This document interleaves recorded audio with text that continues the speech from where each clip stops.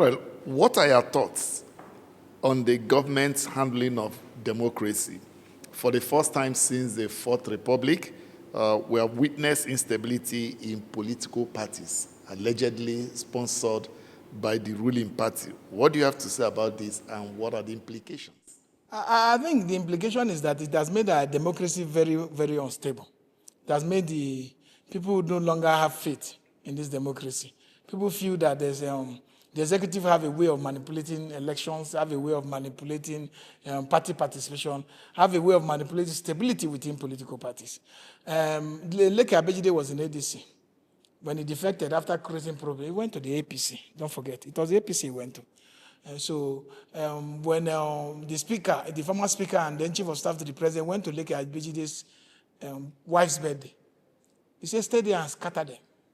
So you look down, these are not democratic ethos. They're supposed to be the kind of democratic ethics they're supposed to be displayed by those who weigh very important position within our governance space. And even the president said, I'm happy if the opposition is in disarray. Yes, you should be happy, but it's not something that you project as a policy. You should be happy because it will help you to win, but it shouldn't be a policy. But you see some of the actions of even the commission. You find out that, look, is there a third hand that is undermining democratic system in Nigeria? Because even with this Justice Lifu's statement of the registration, after parties have conducted primaries and all that, democracy have not really travelled well under this current administration. They were the one who, when they were in the opposition, they talk about a lot of things about government oppression, government this. But today, they are with the power, and they are doing something in reverse, something they preached against. So I think power comes with responsibility, and with great responsibility. Power is not given so that you hold power for the benefit of your family. Power is given so that you use the power for the good of the majority. And that doing that is that you must deepen democratic culture, you must allow the space to expand, you must allow inclusivity, and you must allow people to have free, fair elections. We've not seen free, fair elections. The president have never condemned the vote buying we see, the one we saw in Ekiti. I know that he has never. Neither his spokesman, the only thing the spokesman does is how to reply to Peter Ameh tweet. That's only what they do. That's what when Bayolanduga said we are running a parliamentary system, that Peter Ameh was wrong to ask that the president resign.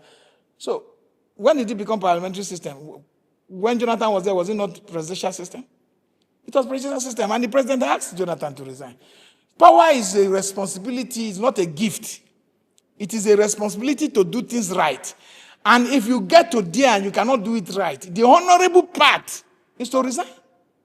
Where we copy this democracy from, the honorable part is to resign. But holding on to it as if it's a birthright, you are not there to represent a family or represent a tribe. You are there to represent Nigerians. Whether they are in Biras, they are Igalas, they are Idomas, they are Igbos, they are Yorubas, they are Hausas, they are Fulani. Whether they are Birons, whether they are Angas, Igede, anybody, that is where you should hold power for, and you must be fair to all of them. So, as we speak today, democracy is not... Today, people have perception, and this perception is created by people in government. That the next election, you won't go contest with them, the election no go they fail, you no go feel win them. That's the perception they are creating. So, if vote does not count, so what are you saying you have deepened democracy? We need to be able to see that their body language does not look as if there's an attempt to rig the 2027 election. And I want them, I'm telling them, the kind of hunger on the street might lead to the way that people might be so angry when you attempt to rig the election. They shouldn't take Nigeria for granted.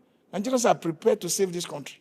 And the only way they can save this country is through a peaceful way, by queuing on the day of election and voting for the candidate of their choice. Now that you've talked about rigging of elections, many a times the electoral umpire had been dragged into it. Is INEC as an institution fixable? And in addition, we saw 2023 glitches and all that happened. If by any stretch of imagination, INEC is fingered to have compromised the 2027 election, how do you think Nigerians should react? I don't know why people call 2023 the rigging a glitch. It wasn't a glitch. It was a deliberate act. No, the official, why couldn't they have the courage to set up an independent body to investigate that? They didn't have the courage because they know that digital footprint is not something you can clean entirely. If they are set up an independent inquiry, for people to look at it, which I suggested to the chairman before leaving office, Yakubu, but they won't do it because they know that what they did was against the interest of what Nigerians went to the polls to vote for. There was against. I am telling you that even from the report of BBC Premium Times about the investigation they did in Rivers State, how Peter Ameh won that place, that Peter Ameh won the 2023 elections. What do you think about 2027 election? Is there a scenario where you have reflected that the quest to remove President Tinubu has become difficult? No, it's not. In fact, I'm so happy now that Tinubu has no path to the presidency. In the next 2027 election, he has no path to victory. Yeah, it's something that, people who I do strategy will tell you, don't come to the TV and say it. Don't come to public square. Where's the path to presidency? The North that gave him 60% are very angry. They're suffering. He has kept them. He has abandoned them to insecurity. He has not even visited them to tell them thank you or visit them to console them for the loss of life. The North is very angry. They call the North, the extreme, from Katsina, Sokoto, they're angry. So where is he going to get vote from there? He's not going to win Kano. We are going to win Kano. For Peter Ameh, where I say this, people should not blame me that I talk about strategy in the public. But I say this because I need to give confidence to those who believe in our process. Because in the 2023 election, do you know that Peter Ameh came second in Bayelsa? He's not going to come second in Bayelsa again. He's going to win Bayelsa. Because we are supporting Bayelsans. We are working with Bayelsans to be able to give a new democratic institution to Bayelsa people. The governor is in APC. The governor is in APC. It's not going to happen. I'm telling you. It's not going to happen. Is the governor more powerful than the Cherokee Dixie? Is he more powerful than all the people that are there? No, the governor does not make the power block alone. The power block within a state is shared. Don't forget. It's shared. It's shared by a lot of gatekeepers. So don't let anybody, delude themselves and say, the leader of our party is not going to make every victory in the state. He will. In Kano, we weren't making any road in Kano at all, sir. Today in Kano, we have one of the most experienced and most acknowledged, most loved political leader in the north, Kwankwaso, in Kano. In Adamawa, where we did very well, despite the rigging, we have people like Binani and Co. who are going to be running. So we have made more inroads to where we are no inroads and maintain our stronghold. So I'm telling you that Tinubu and others have no pathway to the presidency. This is a public, that's why you see that they are resorting to insult, to name calling, to harassment, and to intimidation. Because if they leave it on the ballot box, we have maintained all our stronghold in 2023 election, and going into the 2027 election, we have gained more grounds, more than any political party, more than any candidate. Peter Ameh has gained more grounds. They have lost grounds. We have gained. So I'm very confident that Tinubu and his supporters are in panic, including those in the presidency. They are in panic that where is the pathway? I can put the southeast on the ground, put the south-south on the ground, put the north-central on the ground, put some part of northeast on the ground, and tell me which place you think Tinubu is going to win. So break it down for us. Let's you have your assessment of Obi's likely performance in the 6 geopolitical zones. I've tried to give you an insight into these things, but I'm not going to be able to do it in a way. People say, Obi is not telling them how he will manage the electricity. He told them in 2023. It's still there. It's on his Twitter page. All the things are there. But there's a way you repeat this too much. These people will come with a document that they have done this thing. But I'm telling you that the APC are no inroad. Even in Southwest, I am telling you, Makinde will win Oyo. Makinde will win Oyo. He will defeat them in Oyo. We are going to do well in Oyo too. But he's not going to leave that place for them. And he has stood his ground to try to defend his constitutional right and the right of his people in Oyo State. All those ones people are saying they are coming to TV, Peter Ameh say, we are working with the Oba, we are working with this one. It's just panic. Because you don't have to say all this as if you know you have the way we have. So that is going to go down to their vote in the Southwest. So I'm going to tell you that, tell me which other places that they are going to win. I'm telling you, Southeast, we will take it. South, we're going to do extremely very well. Except maybe from one state also. We're going to do extremely very well. In last time, we won data by 80%. Today, we might win the data with 85 or 90%. You know why? The OVA, the former Deputy Senate President Magigi, is in the party. He's running for Senate. The former speaker in Delta State House of Assembly is also running for Senate. The candidate, Chris, is a popular deacon. So we have one more grounds. I tell everybody, please don't panic. Don't listen to them. I can give you the analysis later, but let's get close to the elections and so that we can take them unaware. Because they are in panic mood. I have friends with them. I'm telling you, they're worried. There's no access, there's no path to victory for President Bola Ahmed Tinubu. There's no path at all. But there are those who also argue that the NDC is not on ground in most of the northern states. How do you respond to that? Do you know what people call on ground? I told you people, in 2023, how Obi performed that magic. Obi should be given a placard and given an award for the magic he performed in 2020. Because why? Can I tell you this? We are no candidates in half of the federal constituencies, state constituencies across Nigeria. We didn't have candidates. Labour Party had no candidate. So Obi was only the one selling himself that he got that level and won that election that eventually was a glitch-driven election. And later we got 6.1 million votes. No candidate across Nigeria. Today, NDC has candidates everywhere. As of assembly, the ticket was like one of the hottest tickets that Nigeria, just like what happened in the Labour Party in 2023. So you should know that the man who carries that mantle is the man they are following. So because why are people rushing for the ticket? The ticket wasn't on the hot sale before then. So we have more opportunity today than we had in 2023. So when you talk about grassroots penetration, those candidates are grassroots penetration. We have candidates in all of the world, all of the state constituencies. We are going to have candidates in almost all the House of Rep constituencies, all the Federal House of Reps, and all the 9 senatorial districts. These are the structure we talk in politics. There's nothing more. And then we have people who are supporting on their own, who are not candidates. And then you have a situation where, look at the North, look at what recently in the last 2 weeks, you go and take a cursory look of the movement of Kwankwaso. He has been to Jigawa. See, we have more opportunity to win. If we don't win this 2023 election, 2027 election, then it will be our fault. But what we have today, it is enough for us to claim victory ahead of time. I'm telling you, we have more opportunity to win the 2027 election than we ever did in 2023. Because now there are candidates everywhere. Now there are big wigs that are almost supporting the party that were not there before. And now Obi himself, Peter Obi himself, is wiser with the antics of those who are in power, who knows how to, only what they do is to rig. We're not going to allow that to happen this time. Every vote, the vote of Nigerians must count. And that is our focus. That's all the engineering we are doing, all the strategy we are putting into place is to make sure that Nigerian vote counts.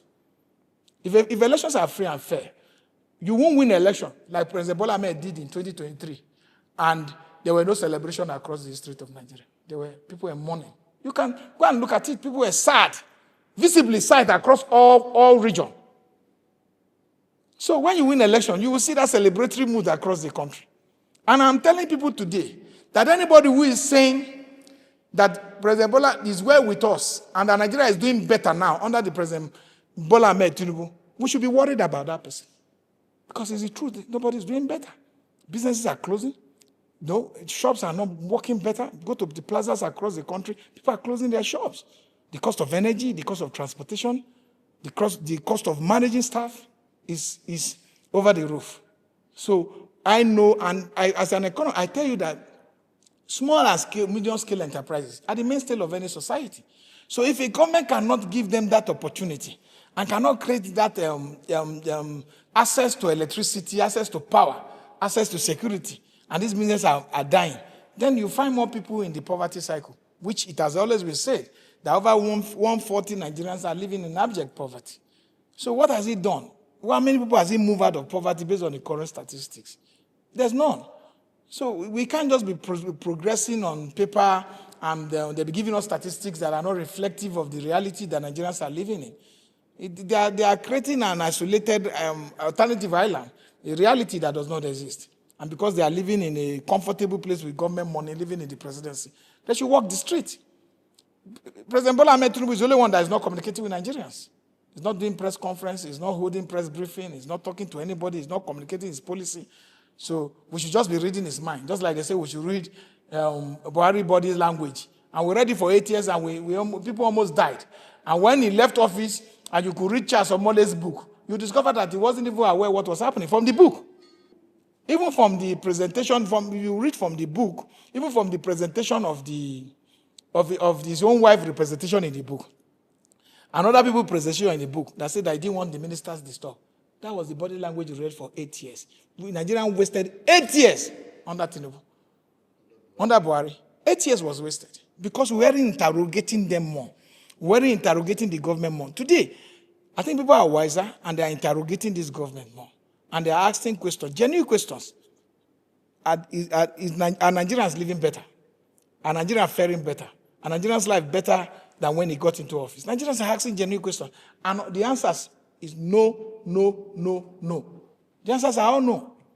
Nothing is doing that is working. Schools are not improving. Education is at the poorest and poorest level that is unimaginable for a country of our size and a country with our resources. How they call it, access to ability to be able to go to places that you want to go to freely without looking for police, without looking for security, is diminished greatly. People can't try it. Most people who travel in group now to be able to scale and see how they can pass through to their village. Some of the villages are deserted in Kwara and Co. They are deserted villages. So his condition is bad. All right, talking about prospects and winning, how confident are you about a free and fair election come 2027? Because with even the Ekiti election that we just saw, people are complaining about vote buying, about intimidation, about manipulation of results. We even saw a man on video who wore a face cap of a political party with wads of money in his hands before security agents, and nobody could accost him. And he even gave money to some of the security agents, and they collected. So what gives you confidence that 2027 election will be free and fair to guarantee a candidate to win? We have told security agencies. I've told them severally on my media publication. I'm a son of a man who served the military. So I know how their plight, has been, exploited by those in power. And they do it deliberately. Where you find out that a soldier who is a corporal, salary, it's a person to become a corporal, in the army, you must have served 8 to 10 years. So the person's salary is about 114,000 naira. It is from this salary he will feed his family, that he will, pay accommodation, sometimes, if he doesn't stay in the barrack. And that you also pay school fees for his kids, 114,000. So this deliberate weaponization of poverty against the security agencies is a problem. Look at the police. You don't find anywhere where the police are giving gadgets, free of charge from federal government budget, where they are giving uniform, where they are giving boots, stockings, giving caps. They are not giving anything. It is from that their meager sums that they receive a salary that they buy all these things to come to work. So they have weaponized poverty against these people in the security agencies. But I'm telling you, when it comes to the interests of this country, at the end of the day, they will be able to come around and say, yes, it's 176,000 polling units. You're not going to have one group of bad egg of policemen across 176,000. And you're going to see a lot of citizens, involvement in the election that will also deter them from taking actions that will be detrimental to our collective good. And for us, the INEC is not doing enough to be able to, rein in those who are buying vote. Because we saw even an APC chairman in Edo State wearing an observer cloth to do observer. I've forgotten his name. To do observer in the election, and INEC have not issued any statement to that level. In fact, if INEC is not aware that such thing was going to happen, and if INEC is not aware that the organization that was created for the observer tag to observe the election in Ekiti State, but now that they are aware that organization has been given to an APC person, to an APC chairman, to a publicly known APC member, that we should have seen a statement for INEC suspending that organization from ever participating in the observer mission process for election. But INEC hasn't done anything about that because INEC is trying to act as an accomplice, whether a willing or a forced one, I don't know. But at the end of the day, the action, because action is what people look at. It's not what your statement you write on your Twitter, we are going to conduct free and fair election. Who did that more than Yakubu? Yakubu gave more hope now. How election will be done at the polling unit, how result will be transferred. Yakubu gave more hope. Some parties didn't even want to have agent against it because they felt Yakubu has said it all. Yakubu deceived the people openly. And he was so charismatic about it. Because if he explained it, candidates were so happy. People contested, yes, don't worry, you will not be able to rig. Not only that, Yakubu was part of the game. He was part of the people who were going to defend the glitches that occurred. So this is what happened. So going further, we have seen what they can do. And we have seen that they are going to attempt to buy vote in 170,000 polling units, dipping and into public purse. Because nobody's going to get that money, from his bank account. But I'm not among the people, those group of persons who will tell Nigerians to take money is your money and go and vote. No. You shouldn't take the money. Allow their conscience to continue to suffer with the stolen resources. Because you are taking the money, you are already, reducing their burden by making them feel that everybody in Nigeria is a thief. So you shouldn't take the money. You should allow their conscience to continue to suffer and go and do your vote. No vote in a democracy is wasted. So don't let anybody tell you that there's a particular vote that will be wasted. Oh, don't go and waste your vote. Just like what Umar is saying, the Southeast don't waste your vote. I'm telling you that even a voting strength, the Southeast want to mobilize their voting strength is more than 18 million. Across Nigeria, it's more than 18 million. So they shouldn't be telling anybody to dampen their spirit or to try to play political engineering with them, political mind engineering, by telling them not to waste their vote. They never wasted their vote that time. Their vote for the first time drew attention to the Southeast, to the plot of the Southeast. Their vote for the first time showed that a people committed to integrity, to capacity, and to commercial trade sense of judgment was brought to bear. Because what are we saying? The Nigerians wholeheartedly supported Peter Ameh. Peter Ameh is one candidate that will always tell you that I don't want to be suspected because I'm an Igbo man. I wanted to be supported based on my competence, my experience, my knowledge, and what I can deliver for the Nigerian people. And Nigerians woke up to that challenge, and Nigeria overwhelmingly supported him. So it's not a Southeast thing. But today we are going into an election of our lifetime. Election that will be able to give Nigeria a solid foundation, that will be able to manage our create a fiscal responsibility environment that Nigerian resources will be used for our people. That theft of public fund will no longer be a culture in Nigeria. Because you need a man with integrity, a man who is satisfied, who is not greedy, to be able to manage. If you cannot handle your reserve to a thief and expect safety,